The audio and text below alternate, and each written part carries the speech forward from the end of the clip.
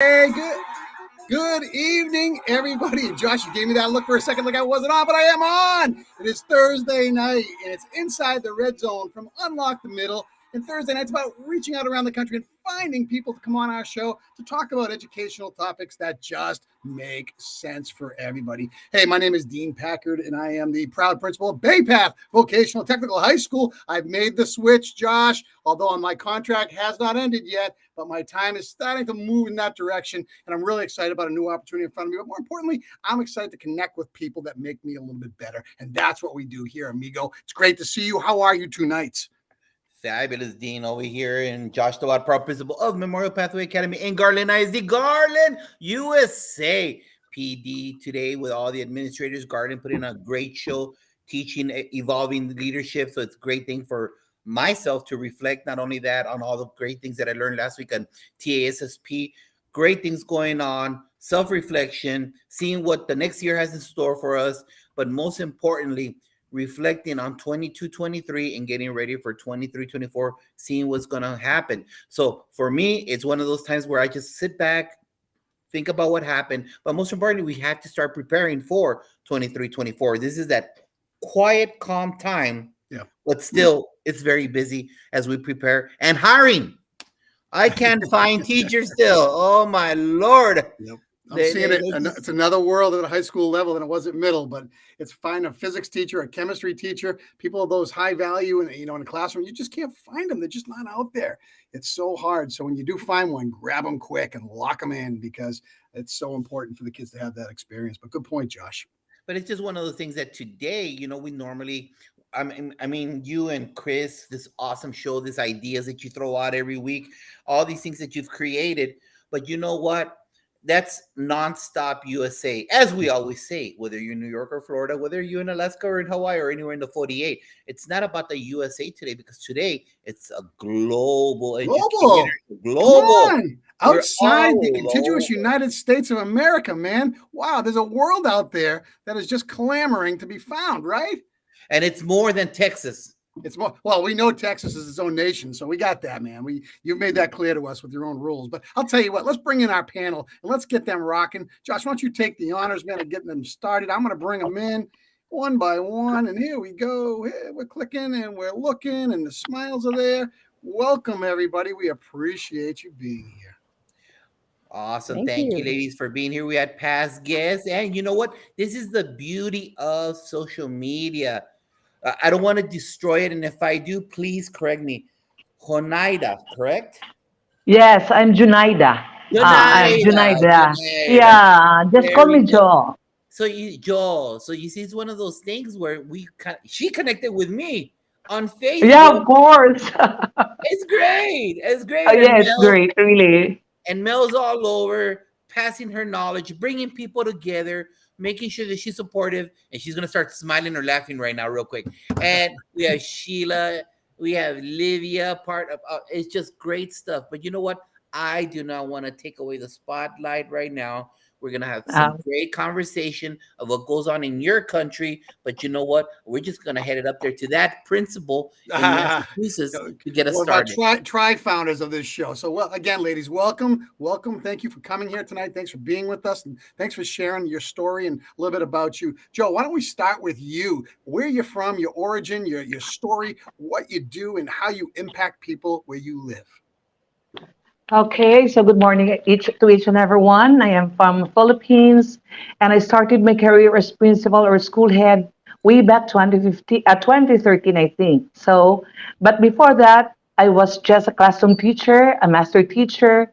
But later on, I passed the exam, and luckily have a school. The first school that I have here in the Philippines is from a far-flung area, so near the hinterland. But then I have there more than 3,000 students. And then after 5 years, I go down to the city. I handled more than 6,000 students and 200 plus teachers. And recently, I was just transferred to a small school wherein I have only 800 students and more or less 35 teachers. So we are just roving around within the city or district, wherein after 3 years we'll be transferred again to another school. Unbelievable. Yeah. I heard those numbers and it was staggering for a moment. Yeah, it's a very big school. It is the biggest school in the district. The one that I was there last year, 2022. I was there 2019 to 2022. And That's you are, why when I was there in a big school, we won in the Little League, softball Little League. And I go to America in shuttle. Yeah. Our team won in the Asia Pacific, and I went to USA last August 2022. I was there in shuttle, that is competing in the World Series, of course. what an Yeah. incredible story. That is, and you are the principal. You are the person in charge. Yeah, Correct? I am the principal. Yeah, I am the one. I love that. That is so cool. We're gonna Yeah. circle back to that. Thanks for sharing that. Mel, you're up. Yeah. You've been on before. Thank you so much for coming back. Hello. Am I supposed to introduce myself now? Yes, you are, Mel. It's all you. Okay, so good evening, everyone from Colombia, or Cali, Colombia. So I'm a middle school and high school, I guess. No, grade middle school, no. Okay, so grade 9 to 12 math teacher here at an IB school. And yeah, I mean, that's me. I'm not a principal like some people here. But anyway, that's me. You're alone. Mel, you have your superpowers. I've watched you. I've seen you on social media. Don't downplay exactly what you're all about. You have wings, my friend. So I love that. Great stuff right there. Olivia. Hello, everyone, and thanks, Dean and Josh, for having us all here together. I'm very excited to learn from everybody else around the world, too. So I'm Livia. I'm from the Greater Vancouver area in BC, Canada. So that's on the west coast of Canada, just north of the United States. So we're about 3 hours north of Seattle. And I'm a head Wow.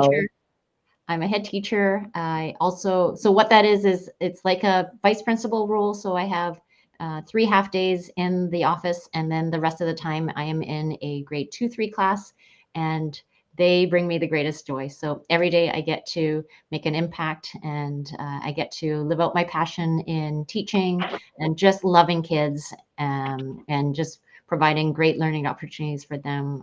And my biggest goal is to just make them feel very loved, cared for, valued, seen, appreciated, and I just get the blessing to do that every single day. That's awesome, Olivia. And that's Wow. That's one of the good. greatest things we say about anybody. That's really good right there. And I love hearing that stuff. And Sheila, you're up last. But not Hello, thank least. you. Thank you for the invitation today. My name is Sheila Escobedo. I am from Guatemala, and I'm really happy Wow. to be here sharing with you. I work as an assistant principal in high school, and I have just 200 kids under my supervision and 25 teachers. And I love to learn things around and connecting with people in order to bring that to my school, that experience to my school as well. And I'm really happy to be here and also sharing with the friend Mel. Yes, I think the same as Dean. She is there, doing things around and also making people connect with each other. So thank Great you. stuff. Yeah, well, welcome to the show. Thank you so much for sharing that. And you're not just the principal or teachers, you are people in your district that people clamor to go to. And I'll tell you what, we call you guys in a different language, difference makers. And that's a good thing. Awesome. Okay, guys. So you know what? Someone inspired you to become an educator. Someone motivated you for that. So this is a two-part question. Mel, who inspired you to become an educator? And currently, who are people or an individual that motivates you, keeps you driving, keeps you pushing ahead? So who inspired you to become an educator? And currently, who gives you that push, that drive, that fire?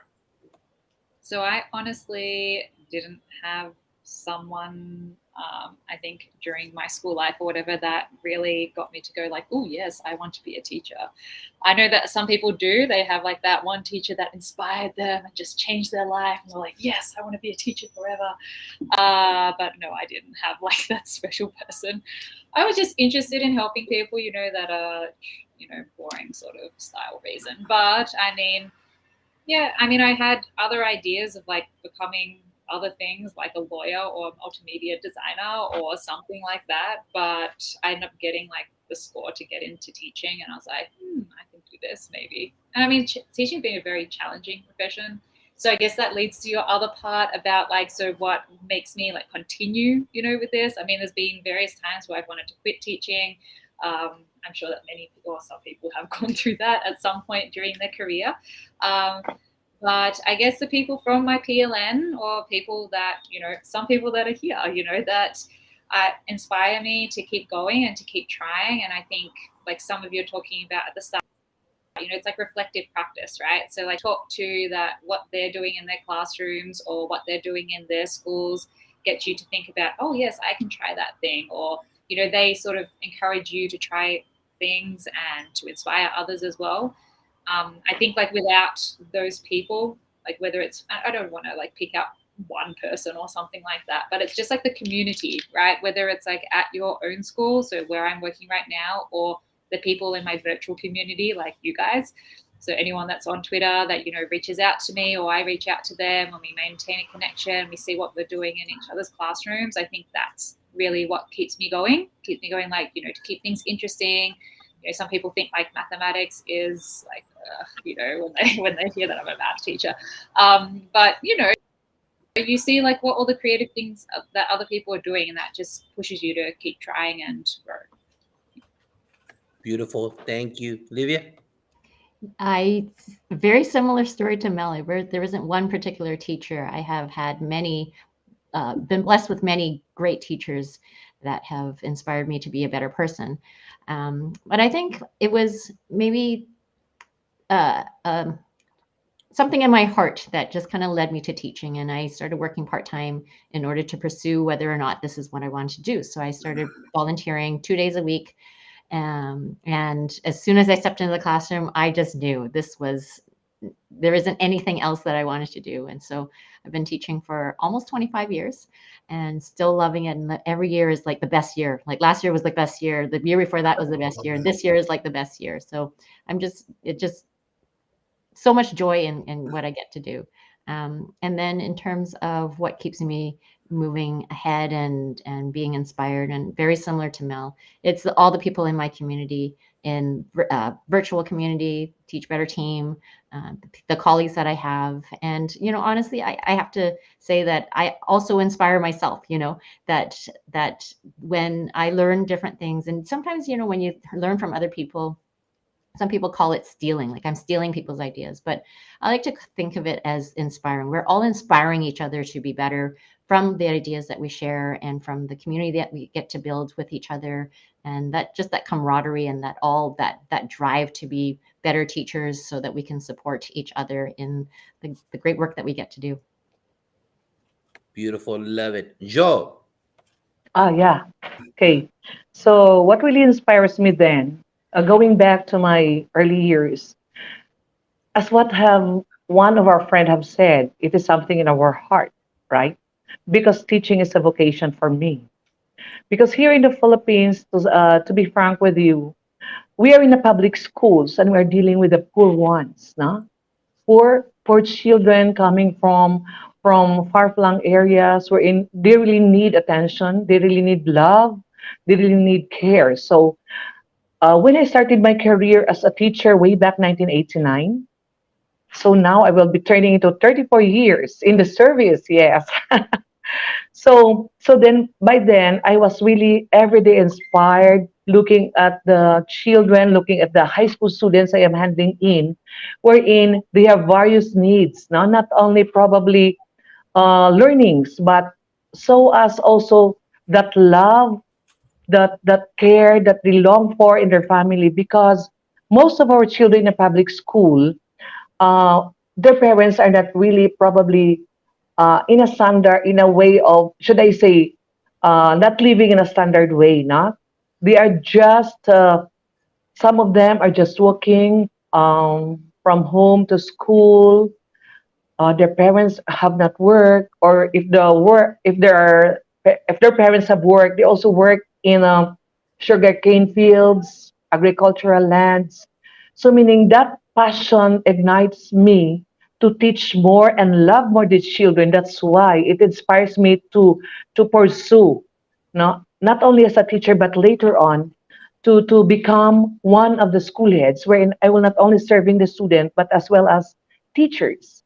So then, it is almost my 6 years in the school as a public school servant or a principal. But then my life as a teacher is a very, very fruitful one because I produced na successful children, successful students in their own field. In spite of the poverty, they still have that passion to finish their studies, and probably that is the most thing that that really ignites me to do more and give more, not only to the children but to the teachers and to the community as well. Wow. Love it. Sheila. Thank you. What else can I say? Very inspiring stories. Yes, as Livia and Mel, I don't have any teacher who had inspired me. But I guess that when I was studying as a secretary for becoming a bilingual secretary, some of my classmates were always asking me if I could help them doing their shorthand work. So we helped each other. So maybe that's where I started liking teaching others. And so when I went to the university, my father told me, "Look, you know what? You should go to the education, the education school. Maybe you can find there your passion." So I went there. I made my exams. So I got the teaching degree at that university because of my father's advice. And what inspires me every day is my students.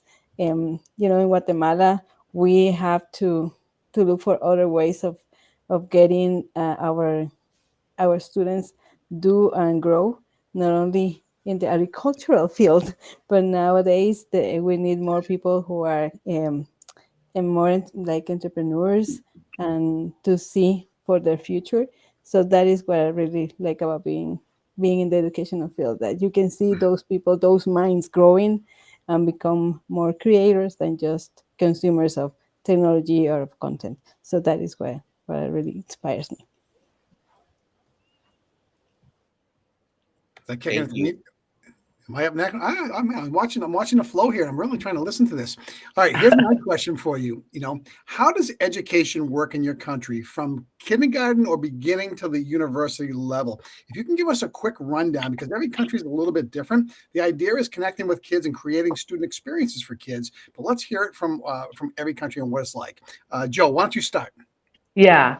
Okay. In the Philippines, we have here a 12-year basic education program consisting of 6 years of primary educations and 4 years in the secondary one, and then 2 years for the senior high school. So this is for a total of 12-year basic education program. Thank you very much, Mel.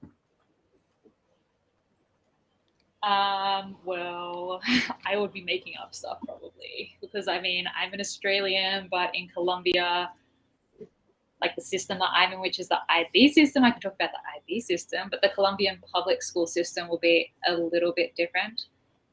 Yeah, but for my school system, like the IB, they have like a EC program and then like primary program and then middle years program, the diploma program, which some people have like a community placement sort of program thing, a careers placement thing also.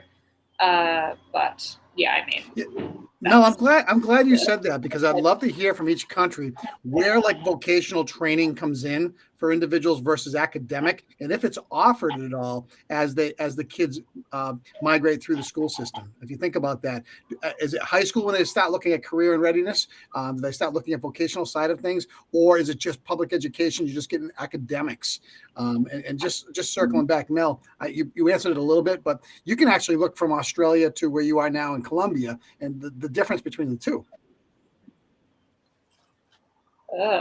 Well, yeah, I was teaching in the public school system in Australia, like in 2010, a long time Just a ago. couple of years Well, ago. okay, I know some of you guys have been teaching for much longer than me, but anyway, my memory is not very good. But I think in that way, it is similar that even though the academic rigor is there, the kids are more involved with stuff that's outside of the school, like sport things or thinking about what they want to do in the future from, I guess, maybe a 7 or 8. More seriously, like grade 9 or 10, a lot of kids leave the school when they're like 15 or so to get like an apprenticeship or something like that. I mean, things are different now. Most kids, like there was like a thing you have to stay in school until you were 15 or 16, compulsory. That's probably, I mean, like you probably can. Maybe you have to stay a bit longer now. I'm not sure. But that was a popular thing to do. So like at the end of grade 10 or something like that, like if your father worked at a, I don't know, mechanic or something, that you would just go and do an apprenticeship there and then continue. But I mean, where I am right now in the IB system, the students generally continue until they finish year 12. I mean, that's the end there. But there's a lot of students also in Colombia and Latin America in general. I don't know if it's the same in Guatemala though. But like a lot of students, they don't do the final year, the year 12 or whatever. They stop at 11, and then that's it. It was weird when I was looking for jobs here that there were a lot of schools they didn't actually do that the final year or something like that. It was a different system. But maybe Shelley can talk about that later. That's my thing. But yeah, there you go. That's a great segue. Sheila, go ahead. You're up. Take it and run. Thank you. Let's go then. Yeah, in Guatemala, we have this system. You have to study preschool is optional, but then you have to go to elementary school that goes from grade 1 to grade 6. Then you have 3 years of what we call educación básica, which is general knowledge, 3 years. That is 9 years in a row. Then you have to decide if you go to a school where you study only for getting your high school diploma that will lead you directly to the university, and we call it bachillerato. If not, you can choose between a very ample catalog of vocational careers, like becoming a secretary, an accountant, computer science technician, for example, and or a teacher, a kindergarten teacher. And for doing that, students have to take a 3-year or 4-year program, depending on the career that they would like to take. And after that, they can go to the university to continue, preparing themselves for work. But yeah, it's most of it is like a 12-year cycle. But yeah, when you get to the 12th year, you have to make that. To the 9th year, you have to make that decision if you're going to get only your high school diploma or your career-based program. So yeah, very young people making those decisions, 14, 15 years old, and just thinking about if they want to go to the workforce or they want to continue the university. Yeah, it's hard. So we have similarity here in the Philippines, I think, Dean. So same with Colombia and Guatemala. So we have also the K to 12. We're in the kindergarten, and then the elementary is compulsory to us, and then the junior high school, which consists of 4 years and 2 years for the senior high school.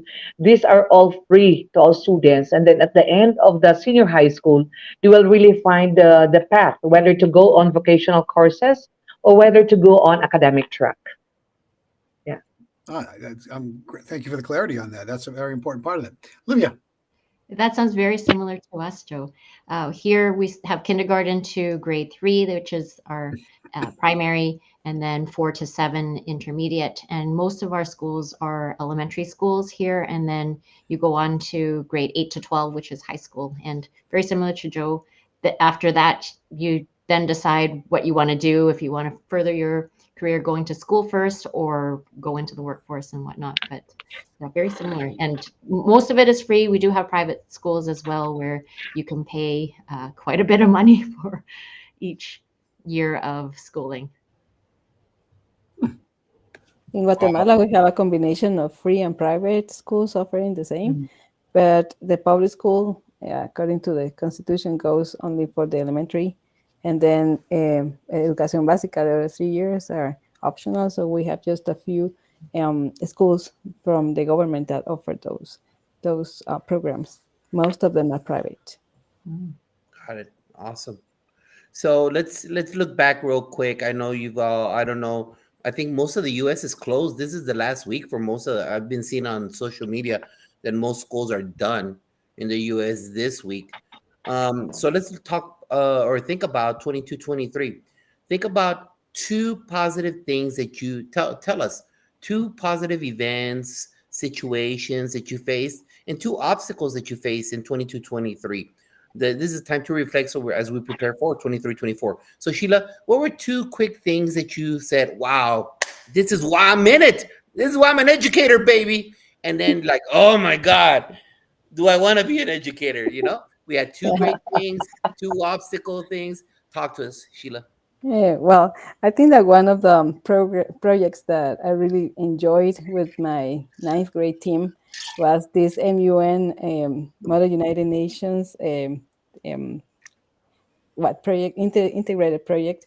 They even had the art teacher and the music teacher in, with talking about New York and the music where the headquarters are located. So that took almost 6 weeks in order for the students to prepare, and they did their research, and just to see the students engaged in those discussions, that is where yeah, this is it. And I think that two obstacles, maybe at the beginning of the school year, we began, coming back to school, to the campus. Everybody was wearing their masks, and it was very difficult situation. We still had that policy of social distancing, and we had to be on chasing the students. Please do not sit together, and so on. So by the end of September, we were allowed to take off our masks, and we were allowed to sit a little bit together, but that was a very, very difficult situation. And the other one is maybe the emotions of the students. Those were very, very hard to control, not to control, but maybe to deal with, because after coming from 2.5, maybe 1.5 years where they had everything under their control, their computers, their cell phones, their cookies, pajamas, and then coming back to the routines for everyday lessons, that was really, really, really hard. And it took about, well, 8 months to really get everything running smoothly, and that was really, really hard for us. Oh, that is so worldwide. We feel you, Sheila. Trust me, that's so worldwide. Mel.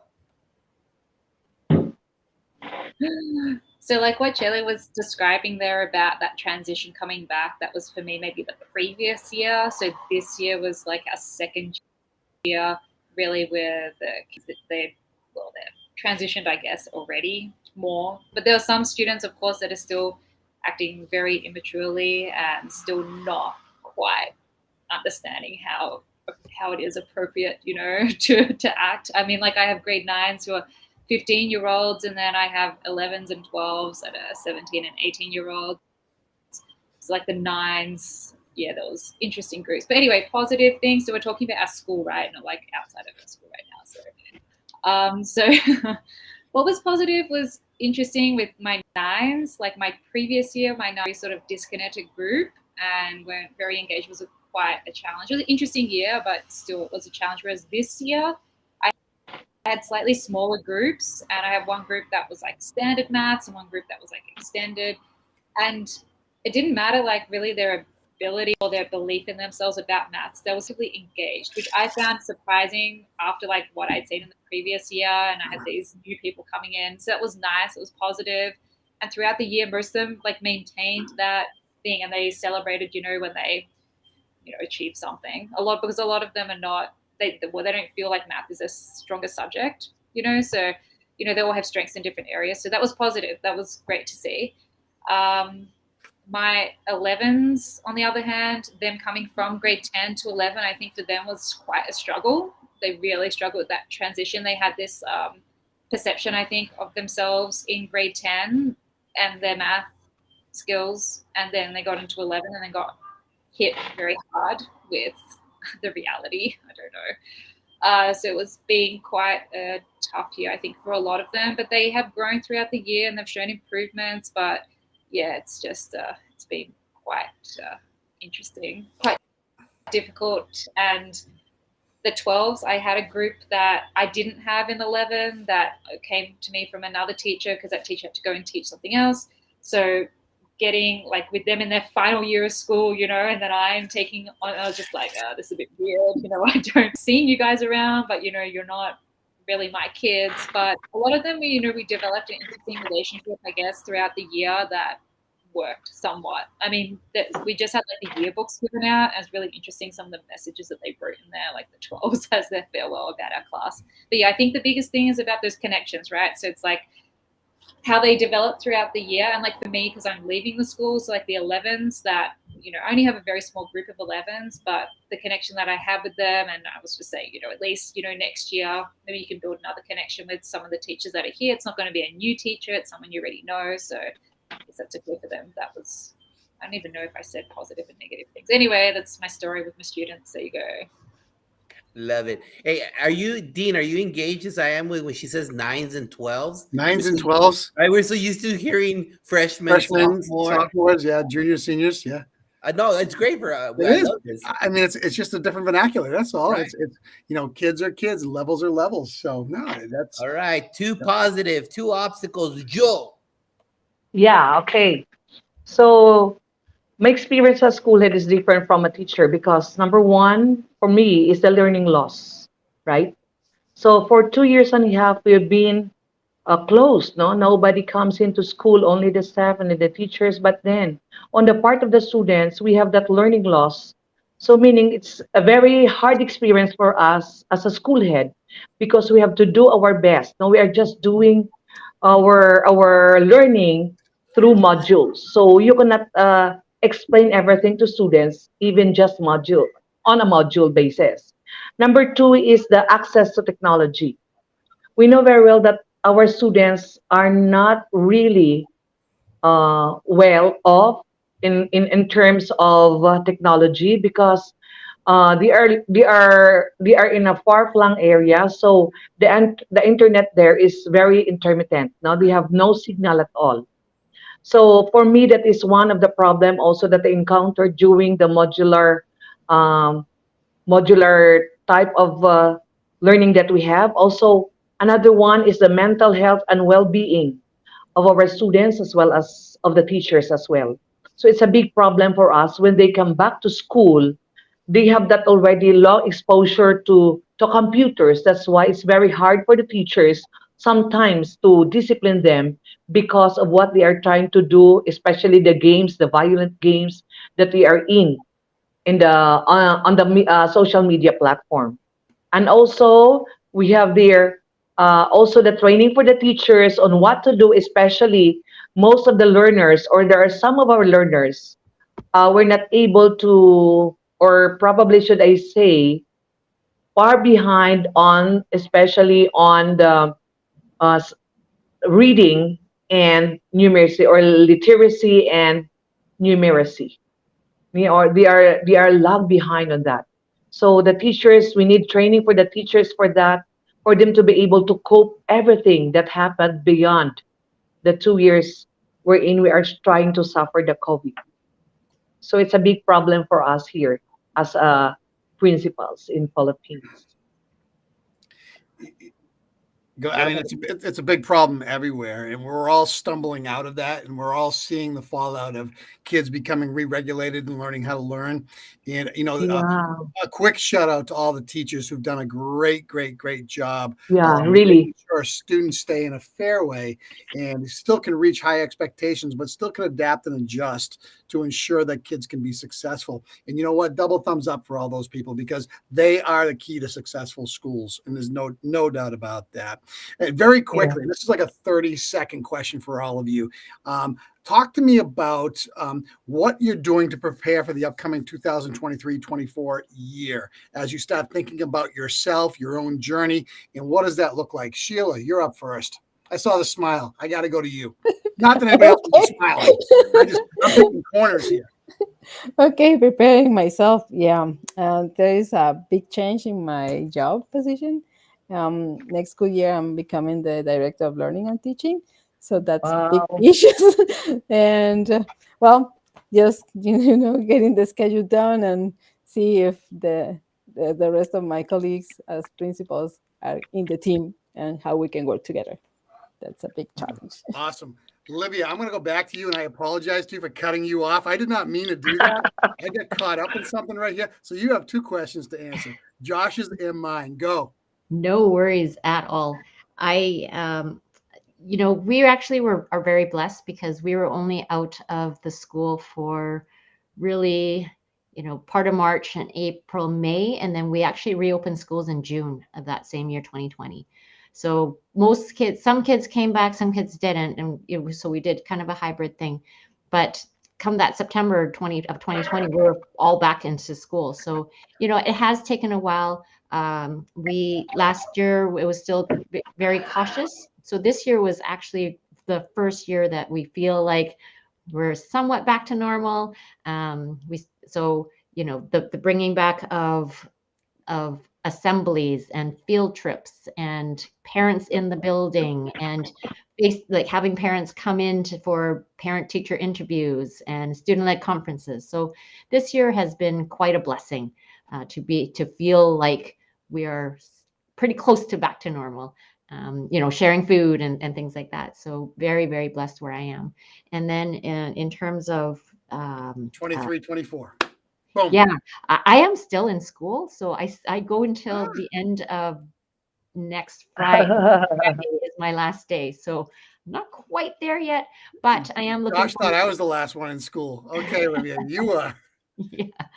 So, I guess the downside is that school is ending. I am somewhat sad because I am leaving my current school after 3 years as a head teacher. I don't have a choice. I am district staff. So when they feel like it's time to move you, then they take you and put you somewhere else. I'm excited about where I'm going, but also because of the beautiful relationships I've been able to have and cultivate with students, staff, and parents. Every day's felt a little bit sad to just be reminded of, all the last hugs and all the, do you have to go? I had a student just yesterday say, why are you leaving? Why do you have to go? And he was asking me, do you ever see students over the summer? He's got a restaurant. And he's like, when you come to our restaurant, can you let me know so I can see you? And so it's just, heartbreaking to know that I am leaving. But at the same time, I've been saying to people that, we all feel this way because of the connections that we made, right? Like, I think it'd be saying something if people were like, okay, she's leaving, good riddance, So it's, but looking forward to summer. I am in a new school, so, get to build some new beautiful relationships and make an impact in my new school and get to know new families. So that's what I'm excited about. Olivia, I'm doing the same thing, so I know exactly how you feel, and I know the emotions attached to it. But remember this, you're creating new chapters. And again, if you did your job, the legacy that you left behind will take care of itself. Always think of it that way. Change is good. It builds capacity and it builds character. So good kudos to you, and you'll do amazing where you go. Joe, you're up. You too. Yeah, okay. So as a school principal, it is now my role to build the gap, no? Wherein the learning loss that we have for past 2 years, I'm trying to continue all the learning intervention that I am trying to have now, and also for the training of teachers, wherein they will be able to cope also what have been lost for us. So that is the primary program of our department, or in to patch up what has been lost for us. So I'm now trying to do the work wherein we are trying to do the learning intervention so that our students will be able to cope up the loss that we have in our system. That learning loss, boy, and I cringe when I hear that, because we've got to get away from that. And it's not just you, Joe, it's everywhere. And there are gaps. There's no doubt about it. But like I always say, teachers who are great will find those gaps, they'll remediate the skills, and they will build confidence, and kids will get back to where they need to be. Yes, very good. I love him. I really agree to that. I love that. Okay, Mel, you're up. Okay, so as most people know, like my next year I'm going to be moving continents. So like I haven't finished school yet either. I'm like Livia, most of the students are like done this week, and then we have some other stuff next week. But yeah, we finish on the 30th. So yeah, I've been in Colombia for 4 years, and yeah, I got a job as a math teacher again at an IB school, but in Malawi, so like in Africa. So I start there like in August. My July is a bit crazy because I'm doing a bit of traveling and stuff. But yeah, so the 1st of August, I fly from like Melbourne to Malawi. Yes, but that's my next year. It's going to be who knows what. I'm trying to like learn the local language at the moment. Like at least most of the people in the school, they do speak English. So that's a big change from I am now. You know, my Spanish, I don't even, yeah. I mean, my Spanish, I guess, is okay. It's funny, like this new language, and I'm like relating some of the expressions to like the Spanish expressions, and I'm like, oh, yeah, this makes sense of like something that they would say in Spanish. But of course, the words are completely different, but like the meaning is like the same thing. But anyway, so for me, like it's going to be a big change, and we'll see. I'm looking forward to it because it's going to be a school where there's like 50 different nationalities, which is going to be different for me because like even though I've been at international schools, it's been like the local population mostly, like 95%. So it's going to be interesting. That's for sure. Josh? Yeah. I've never heard of moving continents. I'm sorry. I'm just Wait like, a second. You moved Texas out of the United States. You tell me all the time. whoa. You know, that big state down there, okay? Wow, Mel, you're my idol. Hey, I'm gonna move to South Korea. I don't know. Just in closing, you know what, Dean, we're gonna have to do a part 2. I'm gonna ask you guys because we didn't even get through half the questions. Yeah. Half the questions. Yeah, We're gonna, imagine. you know, I'll be sending you messages in a couple of weeks so we could do a part 2 and finish this off. Yeah, I want that one. Yeah, me too. Josh, before you do that, let's just go round robin with one thing. What would you tell teachers today from the role that you're in right now about how to move and navigate forward and feel good about what they've accomplished? Think about that for a second. Just a quick 20-second answer from all of you. Sheila, I'm going to put you on the spot first. What would you tell teachers who are just finishing out, who grinded to the end, and they are just, I don't want to say burnt, but they're tired, but their work has value and they need to hear that? What would you say to them? Do not give up on your students. Do not give up on you. You can do it, and So good. you're the energy behind all of us. So go ahead. The flame. I love it. Livia. Just look at their faces, you know, the smiles, the love that you give, you get back. It's like that boomerang effect, right? The more you give, the more you get back, and just learn to cultivate that joy and learn to acknowledge your part in that. Like you make a big impact. You don't even, sometimes we don't even understand the impact that we make, but just know that it's there. Know that what we're doing is not just making the impact, but it's changing their lives. We're changing their trajectories, and we are making huge imprints on their hearts as well. I love that. Mel, go ahead. No, I can't. I mean, after Livia, what is that? Of course, I follow that. Let's see how that comes out. Let's go. No, but I think the important thing is that you are making a difference no matter how small. Like every student has grown in some sort of way, and you have as well. And like to acknowledge the fact that even though we've had really difficult moments throughout the year, that I mean, we all have made progress, and it's really important to recharge over summer. So to make sure that, you know, you do take some time for yourself. Like if you are feeling exhausted, do not continue and be like, oh, I have to do better. I need to improve this thing. You need to take some time for yourself and realize that you deserve that. Okay. And a lot of people think that, no, I need to keep going. No, you need to take a break. You have to stop for a bit, disconnect. I think that's important. Recharge, rejuvenate, reinvent, and just rejoice. Good things right there. Big four R's. Joe, go ahead. Finish it up. Okay. So the first that I will say to my teacher is that very good. Congratulations. You have done your best. So this is just a starting point. We're in to change the lives of every student in your class. So go on, go that passion in you and change the lives of everyone in your class, because changing them will give them an inspiration to live and be more productive in the coming years. Josh Tovar, take us home. Yeah.